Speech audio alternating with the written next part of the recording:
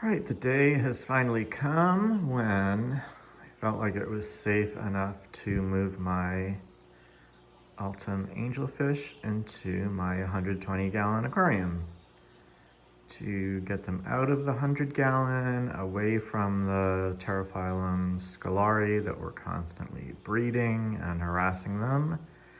And that 100-gallon aquarium also has a sump and kind of an old sump that's falling apart, so I'm having a problem keeping the nitrates down. So I wanted to give the altums an aquarium of their own. So it's been about, I would say, a little over 3 months that I started setting this aquarium up. It has just a big piece of Manzanita from a friend from their yard, and some stone and little botanicals, but no plants in the aquarium. I do have plants in the back, just generally a mix of different philodendrons and monsteras that doing pretty good so far. So their roots are in the aquarium, but I decided not to go with any plants inside. I debated maybe getting some Java fern to attach to the Manzanita. I might still do that, but I kind of like the bare look. The filters are an Oase Biomaster, which I like because of the heater that's built in, so you don't have to see a heater in the aquarium. But that alone was not strong enough. I started out with just that, and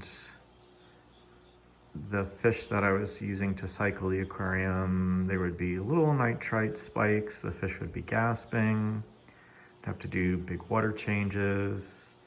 I didn't want to risk that becoming a problem. It happened a couple of times. Not ideal, obviously. So I added a Fluval FX4, which never used before. Kind of like it, actually. It's kind of funny. It reminds me, the Oase is a German filter. Fluval is, as far as I know, it's American. And it just kind of reminds me of like a big Dodge or Ford truck. Like, it's so like big and bulky, and I don't know, everything about it is like oversized and gigantic.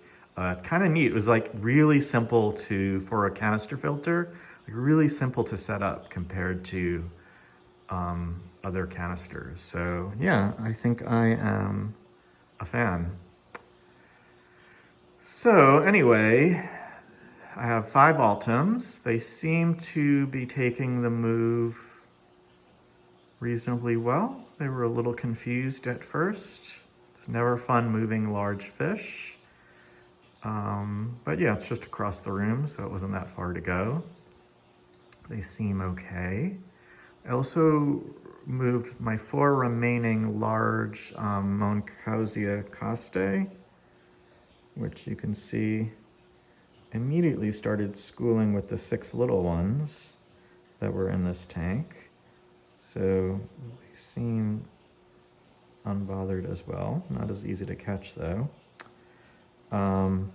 They, I think, are definitely sensitive to bad water quality, the high nitrate problem I was having in the other aquarium, because out of a dozen, I'm down to 4. I was losing them pretty, over a year's time, I lost 8, which is not great for, one of the larger tetras. So yeah, we'll see how they do in this aquarium. But they're pretty cool, as you can see. Pretty large. They definitely have pretty good schooling, as do the rummynose tetras and the redfin penguin tetras. So that's pretty fun to see, because most people know most tetras are shoaling fish. They're not obligate schoolers, but they will school, if given a reason to. if they get spooked or if there's a threat, which they don't seem too bothered by the altums at this point. But you can kind of see they're mostly sticking to their side and the altums are on the other side. So shoaling is just fish in a group, like it describes any group of fish. Actually, this whole tank would be a shoal of fish, and then the individual species have their own shoals. And then schooling is when fish all swim together in one direction.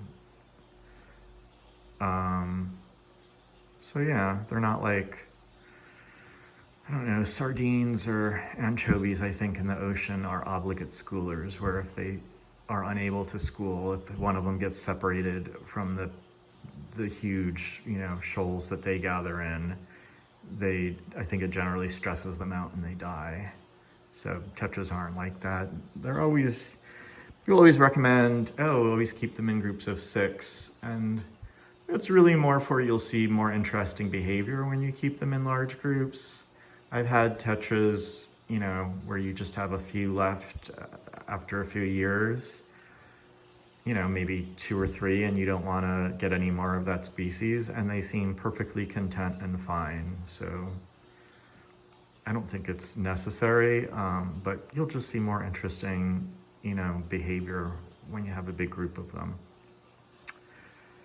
So what else do I have? I have 6 rams, which actually, let's zoom in. Right over here, we have a pair that I didn't notice, but you could sort of see there's eggs on that rock below that one. Didn't notice it until the altums were already in. I saw one little female sort of guarding the area, but not that closely. I'm sure the angelfish kind of spooked her. But I think that's about the 4th time they've laid eggs in this aquarium. They've only had them for 6 weeks now. And usually the day after I notice them, or actually every time, the day after I notice the eggs, they're gone. So either the parents are just inexperienced and are eating them, or when the lights go out, maybe the Corydoras are getting them. It's possible. For Corydoras, I have 2 species. I have Buce splendens, which are the big sort of emerald cats on the bottom. I think that's not even a full size. I think they'll get bigger than that eventually. I think they were Buce, and then they moved back to Corydoras, and now they're back to Buce again. Very cool. I've never kept any Buce species before. Always wanted to, but I think some of the rarer ones are pretty expensive. I think Buce splendens is maybe one of the more common ones, so they weren't too bad. But I got 8 of them, and they actually, not always, they're not really doing it now, but they're pretty good schoolers as well. They tend to stick together in a big group and school pretty heavily. So they're super fun. And then the other ones are, I don't see them. They're probably hiding in the back somewhere. I think I have about 9 Sturbe Corydoras, or now the name is Hoplosoma Sturbe. So they got moved out of Corydoras. So they're the common, one of the more common warmer water tolerant Corydoras species. So I do have this aquarium at 82 degrees for the altums, and the rummynose touches also like the water warmer.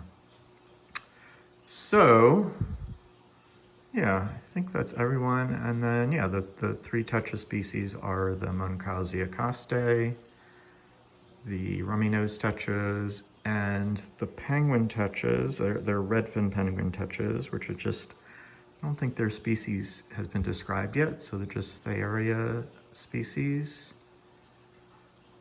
When I first got them, it was about 3 months ago, they were so tiny that I was like, oh no, I can't put the altums in here. They're gonna absolutely just gobble them up.